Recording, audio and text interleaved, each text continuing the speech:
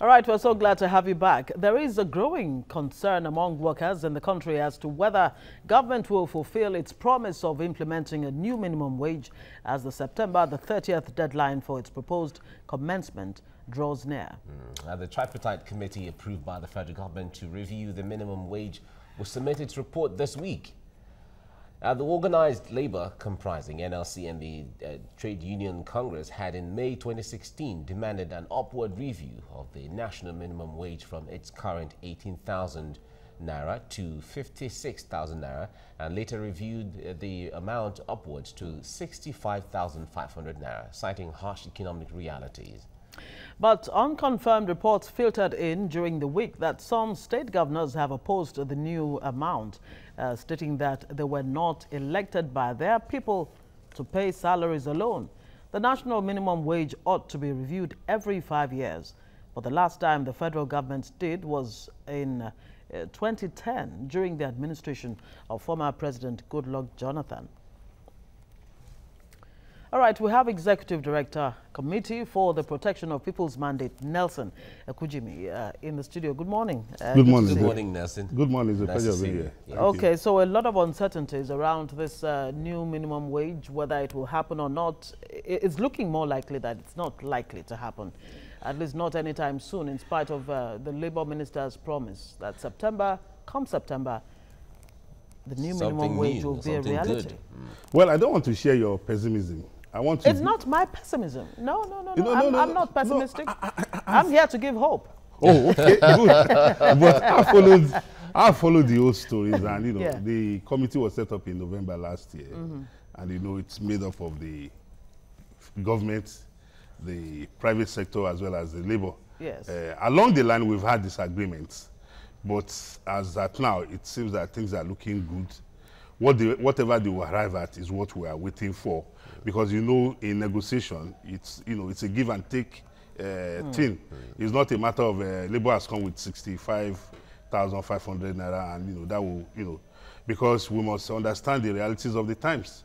When President Muhammadu Buhari came on board, we recollect that over 22 states were owing salaries, even including the federal government that was borrowing as far as 2014.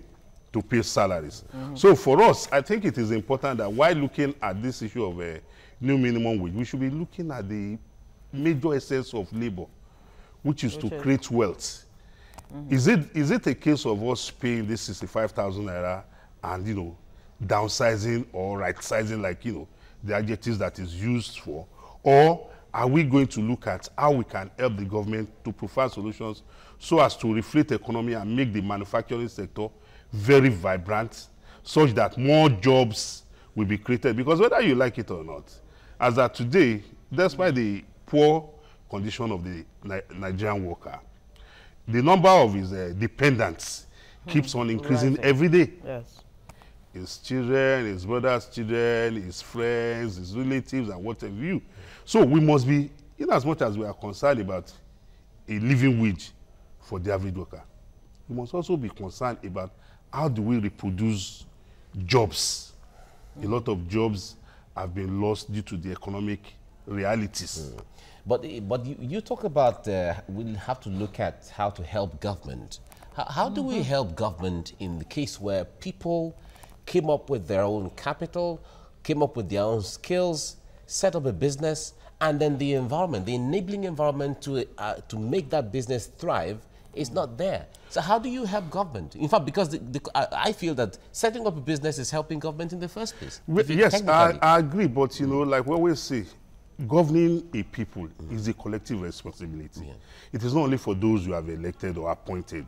At every point in time, we expect that even those people who have set up businesses should come up with research about their businesses, do a comparative studies with other clients, and advise government that this is the way to go. Like the Manufacturers Association of Nigeria, or NECA, like they always do, they have this regular interface with the Nigerian public that, for this quarter, this is the position of the manufacturing sector. so amount of jobs have been created or so amount of businesses have come on board. Oh, the Nigerian business environment is very hostile. We are paying too much taxes. The infrastructures are not there. We are bearing all the brunt. Government, if you want us to create more jobs, if you want us to set up more businesses, this is what you need to do. Your tax regime, maybe you need to reduce it. If we have more money to make as a business, then we'll have more to create other branches or, other new businesses. But that really is as it affects the private sector and job creation in the private sector. I mean, what we have here is the public sector, the civil service and what have you, the salary structure that seems to defy all logic. When you say we should help government, I'm trying to figure out exactly what you mean, that because of the prevailing economic situation and all of that, what I get from what you're saying is that it may not be realistic for workers to expect this 56,000 or 66,000 from government? No. Okay. Absolutely not. That's not my position. Okay. My position is that, look, in as much as I'm interested in this new minimum wage, because, looking at the average worker, at times when I hear somebody is being paid 15,000 naira, and I'm like, wow, is he living in that premises where he's working? Is he getting free accommodation, free feeding? Because I just can't imagine how he's going to spend 15,000 naira.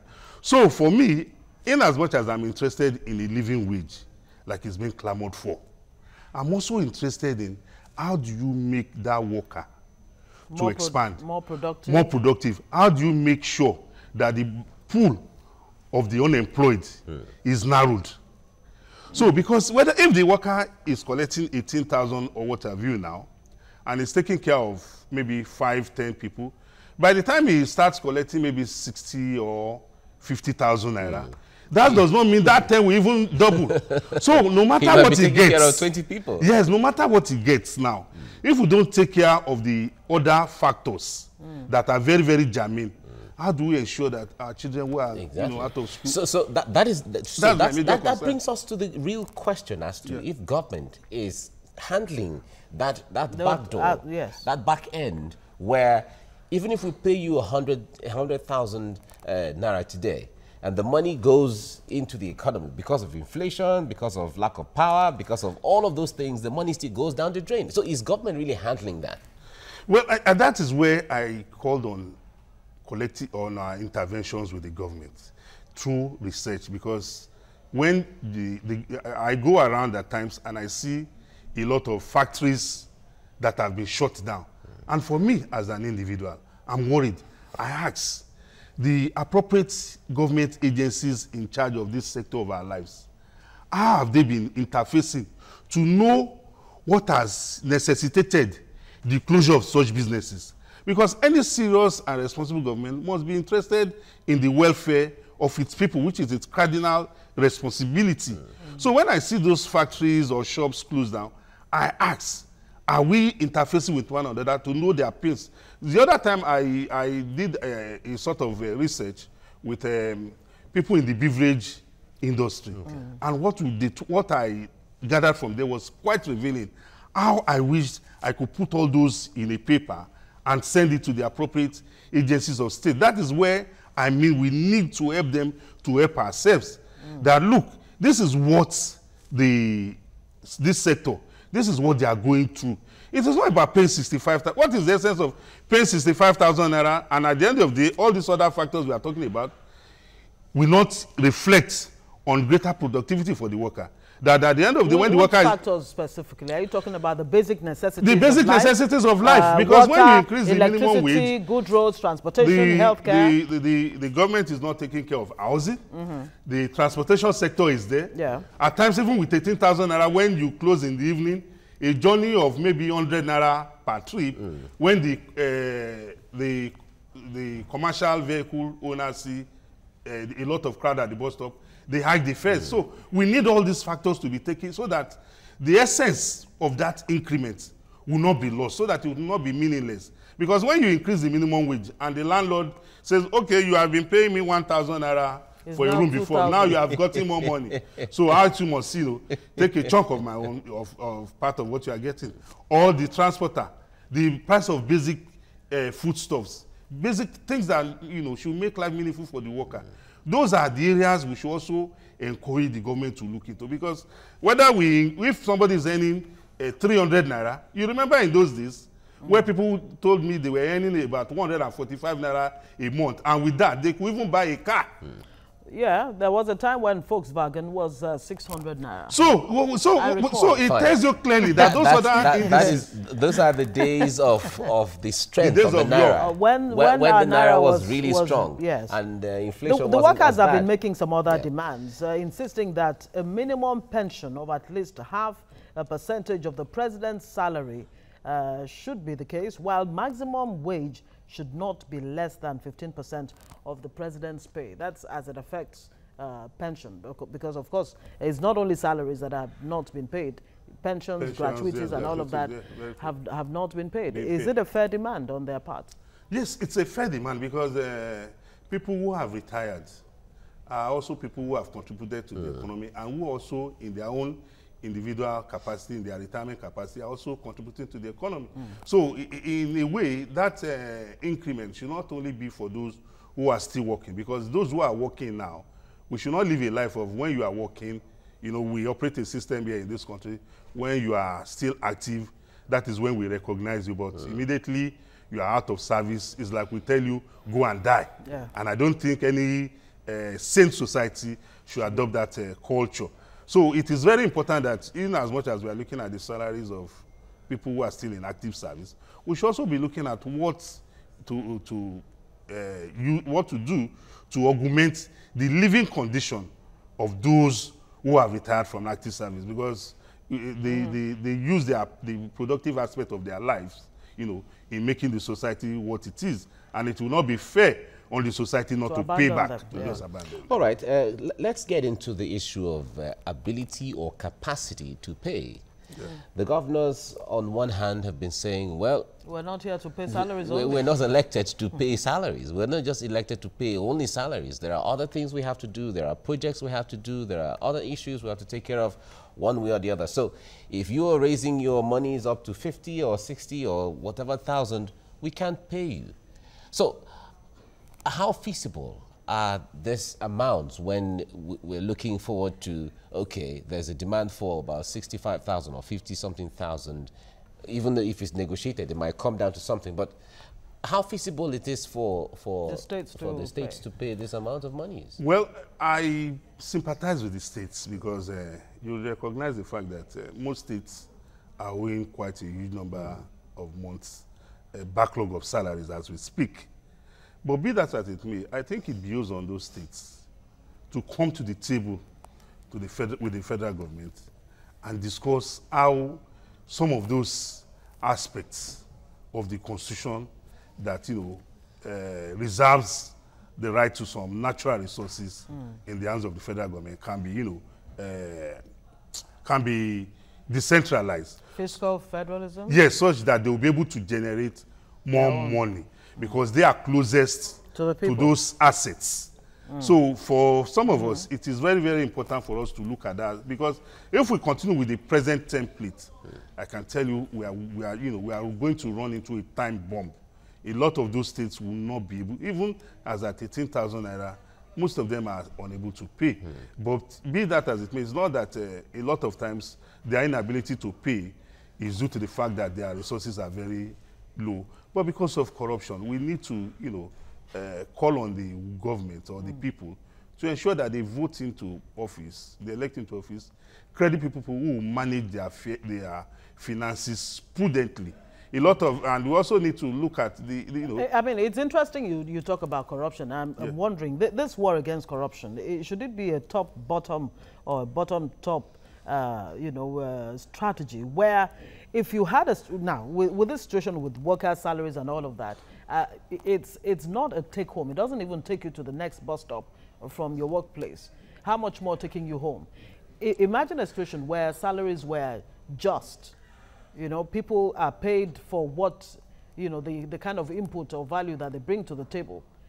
Wouldn't you at that level already be gaining some ground as far as the war against corruption is concerned, so that the propensity to want to do anything under the table, to want to take that brown envelope or whatever, would be reduced to I think you have to understand, you have to get one fact. Yes. That even life itself is not just. Okay. Yeah. That is why this musician, one of our musicians sang this song that, let me say it in Yoruba. He said, "Níbi tálágbára gbé ṣiṣẹ́ tó ṣe wàhálà, arọ tí ò lè dìde, a sì máa rí ṣe." Meaning where the strong, the mighty are toiling day and night, the physically challenged, who cannot lift a finger, is prosperous. So that tells you clearly that life itself is not fair.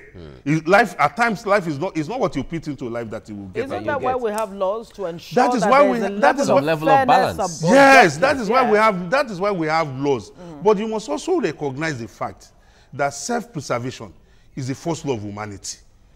The current state of the Nigerian worker is a motivation for corruption.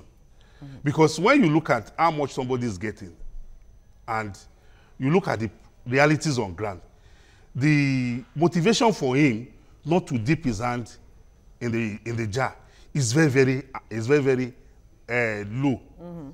Because the man will be looking at, oh, this is my colleague, or this is a friend of mine.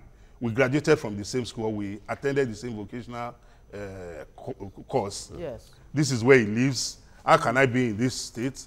And you know, people do comparison of their lives with others. Yeah. So it is very important for us. Especially if those others are politicians and, I wouldn't know. Okay. Maybe some of them could be broadcasters and be looking so sweet like Ngozi.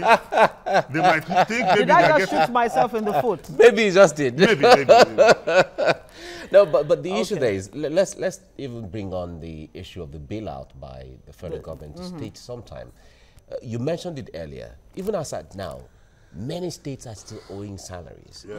The federal government has given bailouts several times.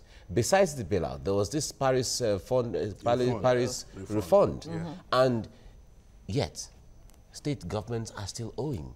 Federal government, on the other hand, who decided to give the bailout, do you think they even handled the issue well by not monitoring how the monies were disbursed? Well, thank you very much. We operate a federal system of government. The federal government is not in any way superior to the state governments. They all take their responsibilities from the Constitution of the Federal Republic of Nigeria. The responsibility to monitor funds allocated to states or states internally generated revenue is the responsibility of the state houses of assembly. I wouldn't subscribe to you turning the federal government into a federal government general master.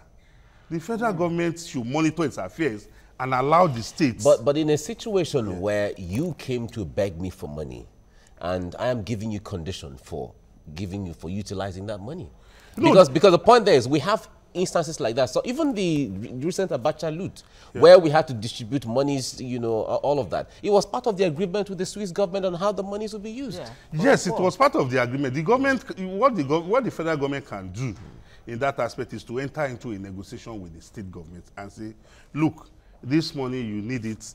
Let us set up this committee to ensure a judicious utilization of this money. But for you to want to assume or give dictatorial powers to the federal to oversee the state government, that would be unconstitutional as far as I'm concerned. The states themselves have elected representatives. So we all owe that collective responsibility to ask our representatives to monitor how our funds are being utilized.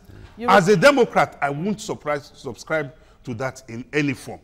That somebody, because he's the federal government, will be looking over me. It means I'm not of age, I'm immature, I'm still an infant. I'm subservient. Okay. Meanwhile, the Constitution does not say that. I go by the Constitution. I mean, yeah, it's interesting that you say that the federal government is not superior to the state governments. Yeah, but let's even come back to the issue. Some of the measures that government has put in place, federal government and states, are more or less stopgap measures. What about the fundamental, the foundation of actually providing the enabling environment for states themselves to thrive? Recall when President Buhari actually gave out the bailouts, he actually told the states that it's time for them to become more creative in terms of looking for ways of, improving their IGR, the internally generated revenue, and looking for other ways of wealth creation in such a way that you wouldn't need to go hand in, cap in hand to the federal government. And we keep talking about this issue of minimum wage. No, we're not here to just pay minimum wage, but we have other things to take care of. Yes. States need to be more creative. Yes, that is the basic fact which we have, highlighted this morning, that even the states, that's why earlier on I said the states need to come to the table and tell the federal government, look, I'm trying to create more avenues to generate funds, but the Constitution does not allow me. So these are the ABC of what we, the states, can do to be able to generate more. We are closest to these resources. Let us take a bill to the National Assembly, amending the Constitution such that we'll have the powers to, explore this revenue, and we'll be paying royalties and rents because we'll be better managers of these resources than the federal government, which is very far off. I think that is the responsibility the state governors themselves should come up, telling us that they are not elected to pay salaries alone. Of course, no governor or government is elected to pay salaries alone. Every government is elected to perform the primary responsibility of governance, which is the welfare of the people, of which salaries is inclusive. And the workers have said, if you know you can't pay salaries, then ship out. No, I think it was a provocative statement, and the workers were responding in that line. But, that should not be what we should be doing. What we should be doing is that, look, Mr. Governor, these are the ways you can even generate money. These are the ways you can, because it should not be about the state government now. The state government, we should look at the population of the state. We should look at the working population there. The governors or the state must be looking at how can we expand our employment capacity such that, we have 10,000 workers in the workforce. In 2022, I want to have 25,000 more, such that I will reduce the level of poverty in my economy. So those are the areas we should, up into the consciousness of these our elected But if leaders. we even have to make comparison between Nigeria and neighboring countries on the West African sub-region or even across the African continent, how better off is Nigeria? Is Nigeria being the big brother, the way we say it, and having relatively more resources, if you have to put it one way or the other, against the other African countries, apart from maybe South Africa and all of that? How well off is the Nigerian worker in comparison to the others? Oh, the Nigerian worker is worse off, if you ask me, because of the fact that over the years we have been poor managers of our resources. He earns less than $2 a day. Yes, the Nigerian state has the capacity to pay more than that, to make the welfare of the Nigerian worker more, amenable to, living. But the way we have managed our resources over the years, despite our, potentials, has brought us to this solid state. And that is why I called earlier on for collective responsibility towards tackling this threat and, getting us, out of these poor or miserable working conditions that we have found ourselves. A lot of the Nigerian workers, as we sit here today, are working in an environment in which there's no insurance package.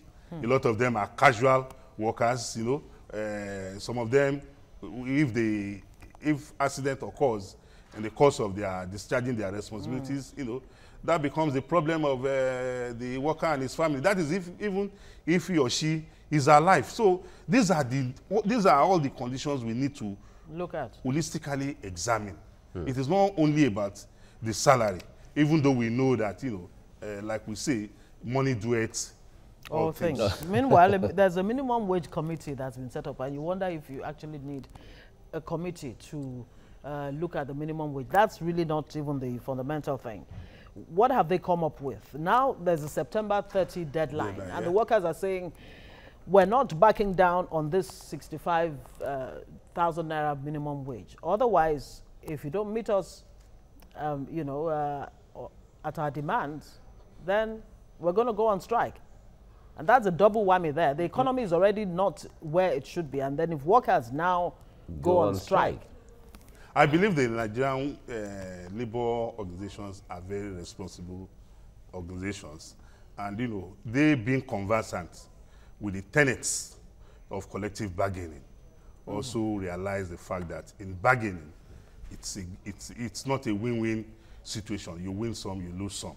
So if they have come to the table with a 65,500 naira template, it is not left for the other parties, because don't forget, at a point in the course of the negotiation, the private sector was claiming that you cannot afford that. Right now, the states, some of the state governors from the information we gathered, are prepared to pay maybe between 30 to 50,000 depending on their capacity. But be that as it may, it now behoves on them to sit down together. Thank God we had this report that the report will be coming out. This information that the report should be submitted this week. Yes. That we only hope that they will reach a middle ground, and it will be convenient for all the parties, the government, federal, state, the private sector, as well as the labor. So I wouldn't subscribe to a hard line, oh, it is either this or end of the world. No, I'm sure the labor is not going to do that. The labor is only re-emphasizing its demand so that other stakeholders will not lose track of what we have been clamoring for. Because no matter what, in this type of negotiation, the labor is the lower part, the working class is the party under the table, because those that are negotiating with it are the ones who are going to pay this money. They are the ones going to receive. So it's an unequal system. But be that as it may, it's one of which all the parties realize the fact that they have to win some and they have to lose some. When we even come to the issue of this minimum wage we talk about often, I wonder how much is supposed to be the ideal minimum wage. We had an economist. Exactly. We had an economist here sometime. We asked him, how much do you think should be minimum wage? Forget about all the whatever. And he said, ideally, if government in Nigeria has to pay minimum wage, the Nigerian worker should take home nothing less than 500,000 naira. Well, except all things being equal. Yes, except we put on the statistics, the facts on the table. I expect that if we are really looking at the minimum wage, the ideal minimum wage for the Nigerian worker, it will not be less than 200,000 from my own, When you factor in inflation, you look at and all what the other. a man, his wife, and minimum or maximum 4 children. You look at cost of feeding, cost of schooling, transportation, health, housing, all those other services included, even including his contributory pension.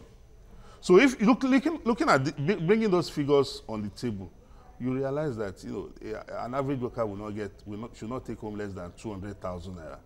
But the reality on ground is what has made labor to come to this point that, okay, let us even start with 65,000. But there is even a faction of the labor organization that is saying that is 97. That they're proposing 97,000 naira. Well, it's a democratic system, and people are free to mouth whatever they want. But what we have on the table now, discussing with the law, are the representatives of labor who are demanding 65,500 naira. So for now, that is the template we are all looking at. In the meantime, countries like South Africa, I mean, it's $277 per month. You want to do a calculation and see what that comes out. You have to look at the productive capacity of South Africa if you want. You have to look at the basic infrastructure, because if South Africa is paying such amount, there are other indices to be taken into consideration. It should not just be about the figures, because you look at what is the population of South Africa or the working population compared to Nigeria. So those are other factors you have to consider. All right. Okay.